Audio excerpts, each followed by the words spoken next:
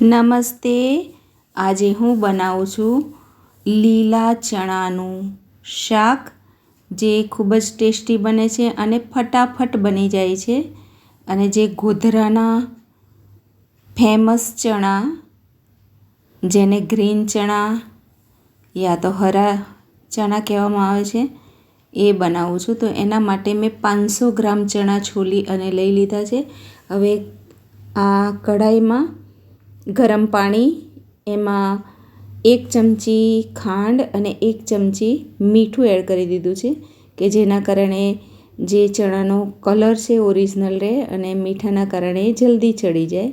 તો ઉકળતા પાણીમાં એને એડ કરી દીધા છે અને બહુ જ ઓછા સમયમાં ચડી જતા હોય છે. તો ઉકળવા લાગ્યા છે. હવે આપણે ચણાને ચેક કરી લઈશું કે ચણા ચડ્યા છે કે નહીં. તો અત્યારે વિન્ટર સિઝનમાં ખૂબ જ ચણા માર્કેટમાં મળતા હોય છે. તો એનું ખૂબ જ ટેસ્ટી ગ્રેવીવાળું શાક બનાવવાનું છે. તો ચણા ચડી અને સરસ તૈયાર છે. હવે આ રીતે કાણાવાળા ટોપલામાં આપણે ચણાને કોરા કરી લેવાના છે અને ઠંડા કરી લેવાના છે. આ પાણી છે એને આપણે ઉપયોગ કરી લેવાનો છે લોટ બાંધવામાં. હવે બીજી બાજુ વઘાર માટે મેં તેલ મૂકી દીધું છે. એમાં 1 ચમચી રાઈ, 1 ચમચી જીરું, 1 તમાલપત્ર, 2 આખા મરચાં, હિંગ, હળદર પાવડર, આદુ મરચાંની પેસ્ટ બધું જ એડ કરી અને સરસ આપણે સાંતળી લેવાનું છે તેલમાં. હવે 1 ટમાટર, જેને મેં છીણી લીધું છે અને છીણી અને એડ કરી દીધું છે. હવે ટમાટર સરસ સ્મૂથ થઈ જાય, ચડી જાય, ત્યાર પછી આપણે એમાં 2 ચમચી ચણાનો લોટ એડ કરવાનો છે. આ રીતે કે તેલની અંદર ચણાનો લોટ પણ સરસ ચડી જાય અને એનાથી ગ્રેવી સરસ બને. તો ચણાનો લોટ પણ શેકાઈ ગયો છે. હવે 1 ચમચી વલિયારી પાવડર એડ કર્યો છે. એનો ટેસ્ટ પણ ખૂબ સરસ આવતો હોય છે.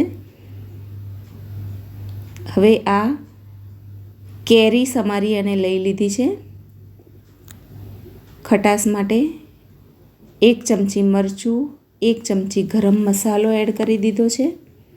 અને કેરીનો ટેસ્ટ પણ ચણાના શાકમાં ખૂબ જ સરસ લાગતો હોય છે. તો આપણે જેવી ગ્રેવી જોઈતી હોય એ પ્રમાણે પાણી એડ કરી દેવાનું છે. તો મેં આમાં ગરમ પાણી એડ કર્યું છે.